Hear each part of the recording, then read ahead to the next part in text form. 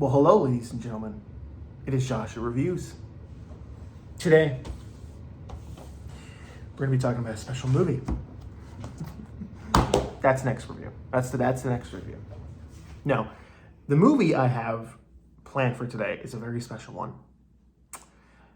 Before we get into that, guys, there's only 13, 14 days left until Christmas. Wow. I feel like it's coming so fast, man. The movie we're going to be talking about is a movie called Better Watch Out. I received this movie in 2017 after I saw the trailer. I begged my mom to buy it for me for Christmas, and I got it. I had no idea what this film was about, really.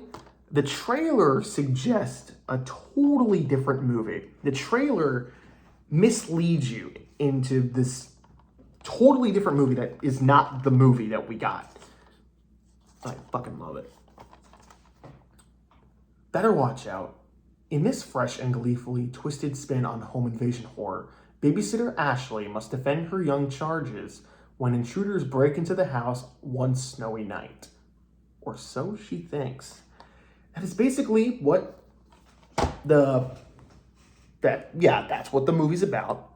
But the trailer suggests it's totally something different. And even then, the plot synopsis,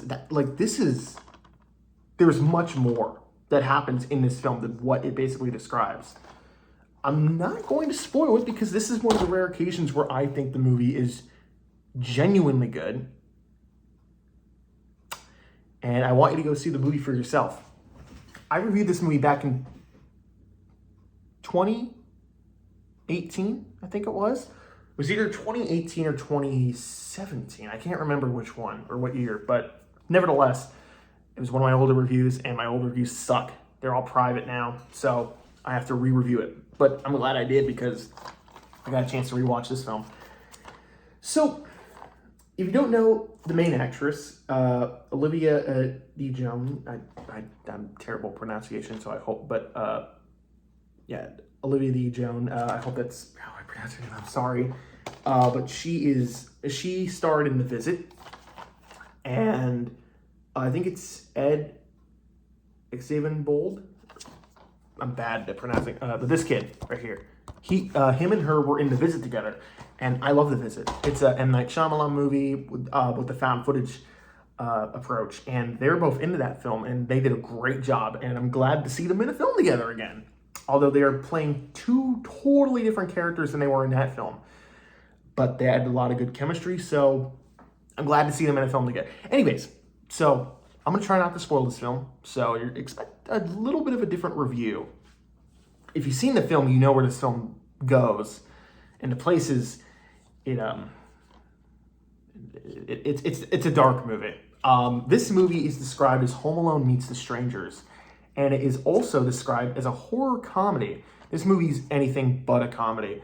Don't get me wrong, there are definitely a few moments in this film that made me burst out laughing. Specifically, the main kid actor, this kid, he is really good in the role.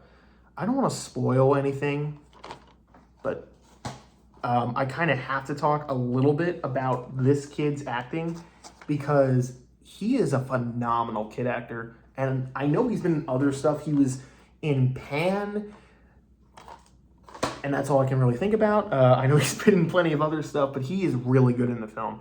It kind of sucks he was in Pan because that movie was bad. So I'm glad this film really, you get to see him act. But everyone does a great job in this movie. So the acting is great. But this film does something I did not think was possible. You know how I talk about in some films where it's just needlessly, torturing people and it feels very mean-spirited? Here's the thing. I don't mind a movie if it's mean-spirited or a movie with, nonstop torture if it has a reasoning. Because I am a Christian and I want there to be a meaning behind it. It's like you watch a horror movie and, you know the elements that are going to be featured. You watch a Saw movie, you know the elements that are going to be featured. I'm in it for the story and where the direction takes me. or where the story chooses to take me next. And Saw, especially, I've mentioned it before, but I'll mention it again for this movie, has a reason and meaning behind all the torture and the traps that are featured in that film. With this film, there's a lot of, I don't want to say torture, but there's a lot of like people. The main girl in this film, the babysitter, Ashley, she is tied up in this film, the entire film, and she does a great job with her eyes and the silent acting. She does a great job, and there's actual meaning and motive and reasoning behind everything that happens in this film, because this is a very mean-spirited movie. I cannot stress that enough. I mean, I won't say who the main villain is. I won't even say what like the motive is, but it is horrible in all the best ways possible. This is probably one of the only films where I am okay with the direction it takes, because it actually has weight and meaning behind it. And this movie's really intense. But I will say this.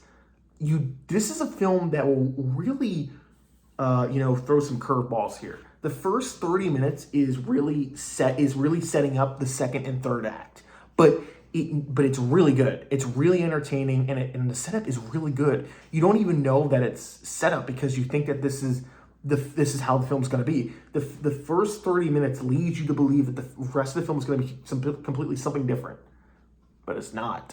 Don't be fooled. I won't say what happens, of course, but man, it goes places that I didn't expect it would go.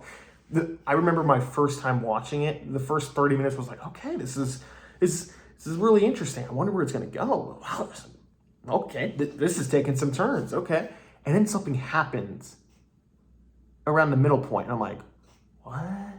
And then something else happens, and my jaw dropped, and I was like, whoa, where is this going? What? And I've shown this film to several of my friends, and I love seeing their reaction. It's the exact same reaction I have. They're like, what? What's going on? And the rest of the film, it's just like dark. It's now, don't get me wrong, there is a subtle sense of humor to it, and this can be looked at as a dark comedy. And I think it's meant to be a dark comedy, but in my opinion, there is no comedy. The comedy comes from the kid acting and I don't know if it was intentional or unintentional moments, but there will be a line or two where the main kid actor and his best friend will be shouting a line, and his voice will crack. And I don't know if it was intentional or unintentional, but it probably got the biggest laughs out of me because of like how realistic it felt. Like I said, I don't know if that was intentional or if that was unintentional, but nonetheless, I consider that great acting. The kid actors do a great job, and you really believe them as these characters, and the motivations make sense. And I like that the movie plays on today's modern day technology and how easy access kids and people have to the internet. It's kind of scary how easily we can get our hands on certain things, and this film showcases that, especially with the villains. The villains are the main villain especially is very evil. The intruder especially, it's like you think it's going to go one direction with the intruder, and you think, oh shit, like he's going to do that.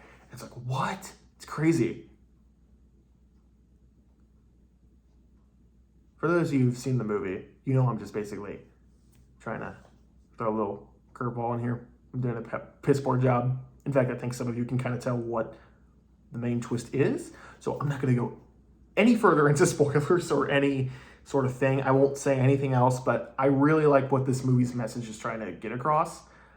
But I will say this, the movie towards the end made me really debate, this is a great movie, but I'm not going to watch this movie again unless there's some sort of here's the thing. I'm okay with mean-spirited movies as long as there's some sort of redeeming quality at the end. And I won't say anything, but this movie was just enough for me to want to watch it every year, because this film truly is underrated. I every time I hear someone, say better watch out, never heard of it, I want to show them it immediately, because this film is really good. It's really good.